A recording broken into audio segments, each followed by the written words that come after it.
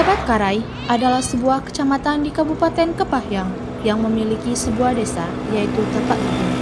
Nama tersebut berasal dari kata bekas gedung atau bangunan zaman dahulu, yang banyak terbuat dari beton sebelum dibangun rumah penduduk. Penduduk asli desa ini meyakini bangunan tersebut peninggalan Belanda. Selain bekas gedung, ada juga makam kuno persis di bagian air terjun Curug Embun, yang katanya kuburan tersebut kuburan rakyat yang dijatuhkan penjajah dari atas air terjun. Desa Tapak Gedung yang memiliki suku Serawai yang berimigrasi dalam kurun waktu 100 tahun, yang dikenal secara lokal oleh orang Rejang sebagai Tun Selatan dan Tun Sahwe. Seperti diketahui, Desa Tapak Gedung memiliki penghasilan sayuran serta kopi terbesar di Provinsi Bengkulu, serta destinasi wisata yang populer seperti air terjun Curug Embun yang memiliki daya tarik tersendiri.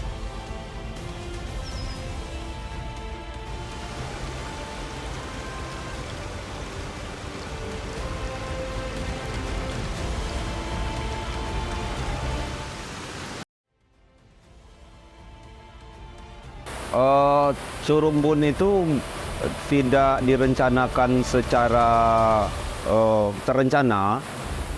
Curumbun ini terjadi di Kunjung itu dengan sendirinya. Pada awal-awalnya cuman masyarakat lokal di daerah Kepahyang dan sekitarnya.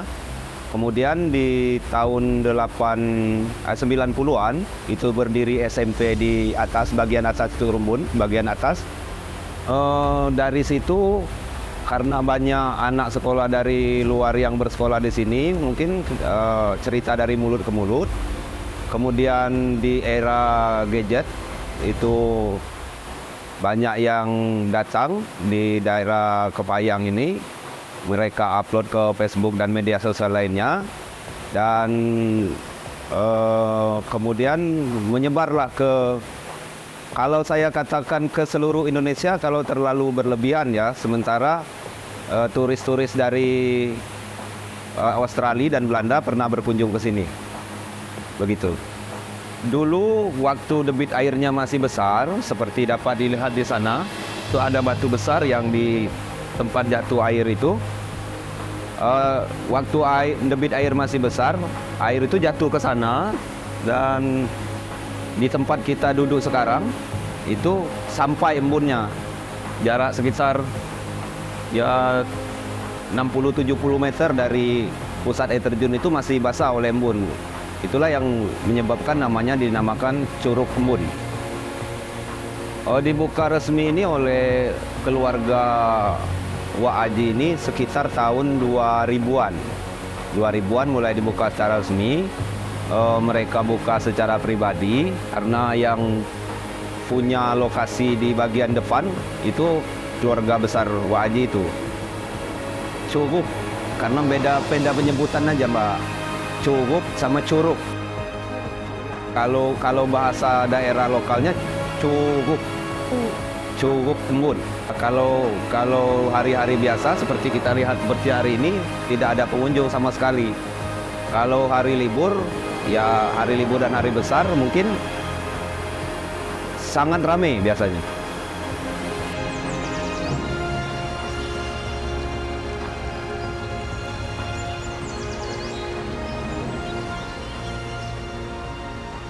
Karena merupakan air terjun yang memiliki ketinggian 10 meter dan pesona panorama pegunungan yang dengan udara yang sejuk.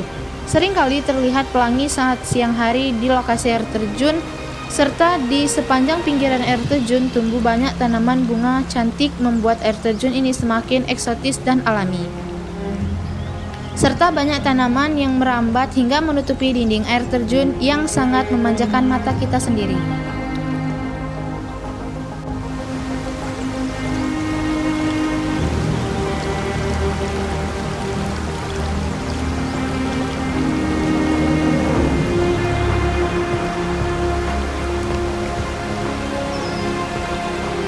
Kalau selama ini perekonomian masyarakat hanya semata-mata menghasilkan hasil dari pertanian. Dengan adanya wisata, perekonomian masyarakat itu meningkat karena masyarakat yang bisa membuka usaha di situ, terutama untuk usaha-usaha kuliner seperti makanan cepat saji kan, itu apalagi setiap di hari-hari besar libur nasional itu sangat luar biasa untuk omset penghasilan masyarakat. Karena kami tanya-tanyakan untuk putaran keuangan di ruang lingkup wisata air terjun Curug Embun dari +1 lebaran pertama sampai lebaran ke-7 itu omsetnya sampai 70 jutaan untuk omset itu. Akses jalan Curug Embun itu sebenarnya terbagi dua. Untuk akses di bawah itu di jalur utama itu dibangun menggunakan dana desa oleh pemerintahan desa Karangtengah itu, karena memang perbatasan lokasi Tapak Gedung dengan Karangtengah jalan itu perbatasan. Dan untuk yang di jalur di tengah desa Tapak Gedung ini juga menggunakan dana desa mulai tahun 2019 2020 ini membangun jembatan, itu juga menggunakan dana desa, sumber dana desa dari desa Tapak Gedung.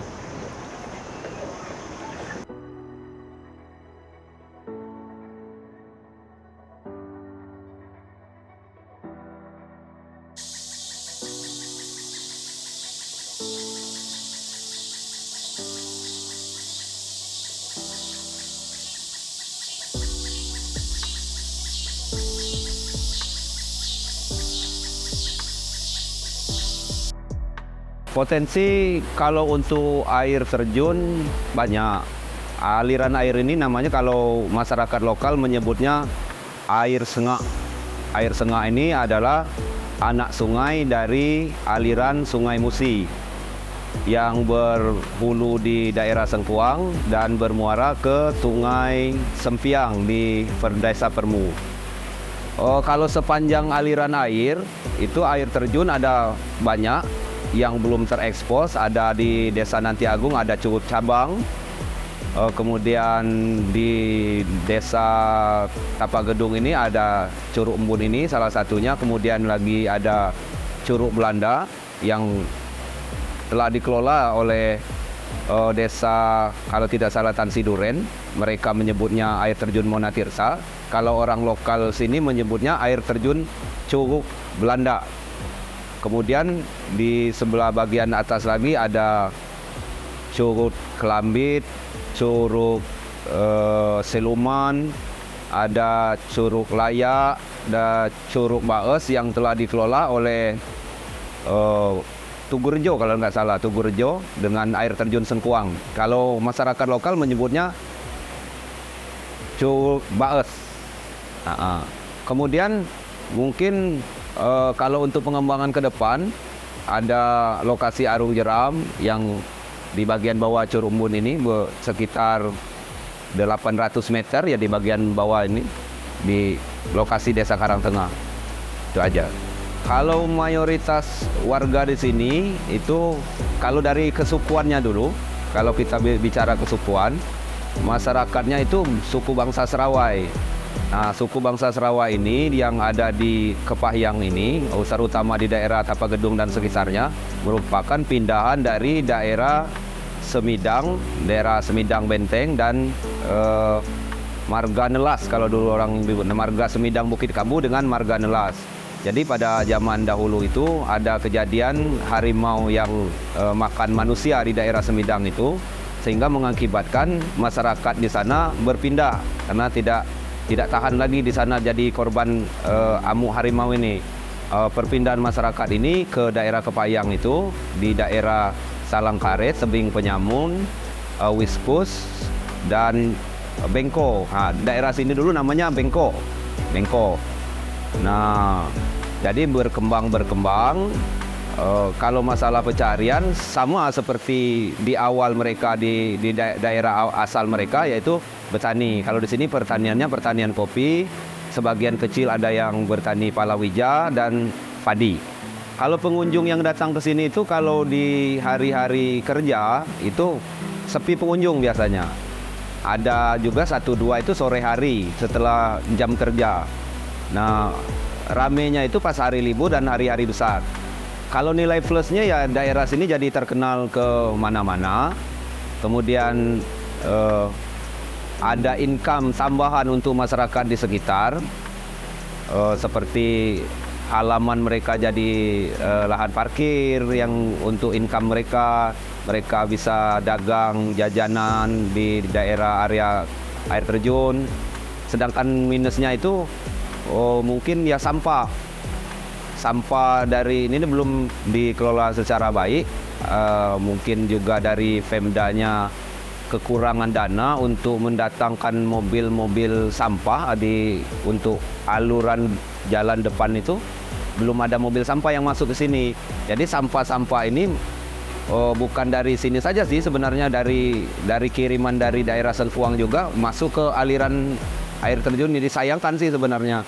Sementara di bagian bawah sana itu aliran air ini digunakan untuk irigasi pertanian padi masyarakat di daerah Karangtengah, Sinar Gunung, Nanti Agung, bahkan sampai ke daerah Sukamerindu.